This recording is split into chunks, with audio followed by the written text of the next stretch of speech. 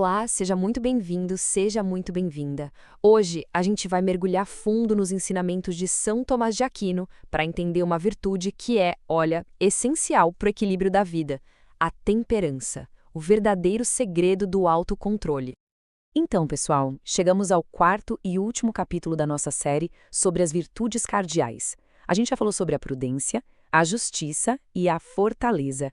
Se por acaso você perdeu algum desses, não se preocupa, os links para tudo estão aqui na descrição, tá bom? Olha, nosso caminho hoje vai ser bem direto. Primeiro, a gente vai entender o que é a temperança. Depois, vamos fundo na essência dessa virtude e ver qual é o seu campo de ação. Na sequência, qual é a regra que guia essa moderação, por que ela é considerada uma virtude cardeal e, no final, como tudo isso se junta para a gente viver com mais dignidade. Então vamos lá, começando pelo básico, né? Para a gente entender de verdade a temperança, a gente precisa de uma definição bem clara, bem precisa. A pergunta que vai guiar a gente aqui é a mais fundamental de todas. O que, na essência, é a virtude da temperança? E a resposta, segundo São Tomás de Aquino, é bem direta. A temperança é aquela virtude que nos inclina para o bem. Mas como é que ela faz isso? Bom, ela age introduzindo uma moderação, sabe? Um tipo de temperamento nas nossas ações e paixões, sempre guiado pela razão. Porque, no fundo, o bem do ser humano é viver de acordo com a razão. E é justamente a temperança que alinha os nossos desejos com esse grande objetivo. E aqui, olha, é super importante a gente desfazer um mal-entendido muito comum. Muita gente pensa que temperança é cortar todo tipo de prazer, viver uma vida sem alegria, mas não é nada disso. A temperança não quer eliminar os prazeres que estão de acordo com a razão. Pelo contrário, ela os ordena para um bom fim. O que ela modera, o que ela freia, são aqueles desejos que nos afastam da razão, impedindo que a gente se torne escravo deles. Certo, mas aí fica a pergunta: por que essa moderação é tão importante a ponto de ser uma virtude? E como é que isso se relaciona com a nossa própria natureza? É isso que a gente vai ver agora.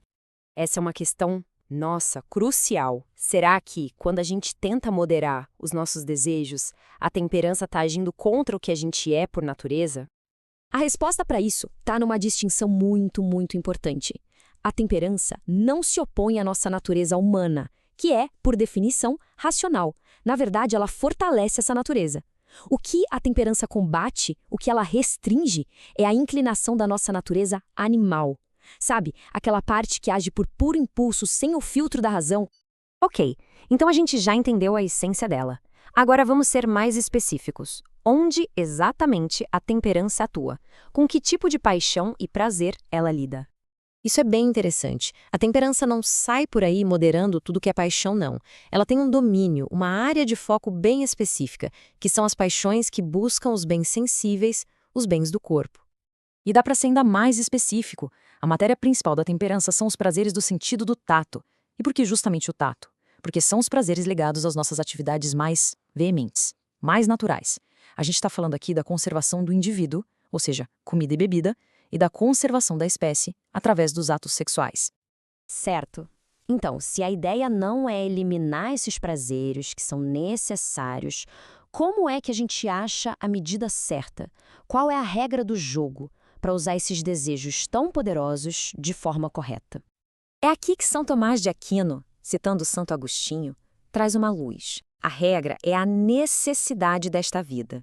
A grande sacada está em usar as coisas na medida em que elas são necessárias para a nossa vida e para os nossos deveres, com a moderação de quem usa e não com o afeto de quem ama aquilo como se fosse o fim de tudo. Mas atenção, a palavra necessidade aqui pode enganar. Não se trata só daquela necessidade absoluta de sobrevivência.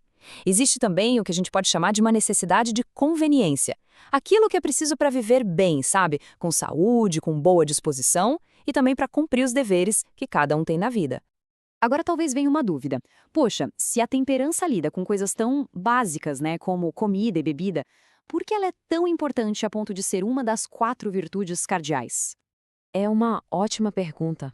O que faz da temperança um pilar da vida moral, ali lado a lado com a prudência, a justiça e a fortaleza? A resposta, basicamente, está em 2 palavras: dificuldade e necessidade. A temperança é uma virtude principal, ou cardeal, porque ela traz a ordem da razão justamente para uma área de grande dificuldade. Os prazeres do tato são os mais naturais para nós, e por isso mesmo, refrear o desejo por eles é mais difícil. E como eles são necessários para a vida, dominar essa área se torna fundamental. Bom, agora a gente chega a uma conclusão. Vamos amarrar todos esses pontos para enxergar o grande propósito por trás da virtude da temperança.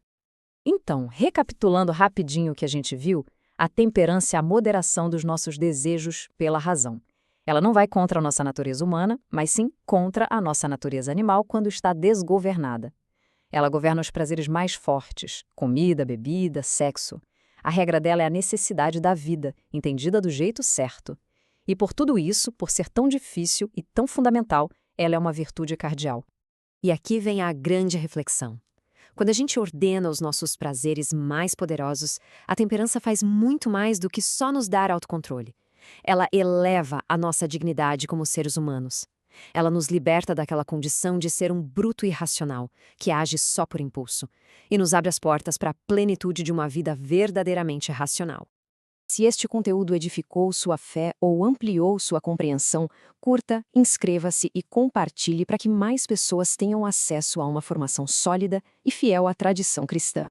E para a gente terminar, eu queria deixar uma pergunta para a gente pensar junto. Na sua vida hoje, em qual área você acha que a virtude da temperança precisa ser mais aplicada? Será que é na alimentação, no uso das redes sociais ou em algum outro hábito? Deixe a sua reflexão aqui nos comentários.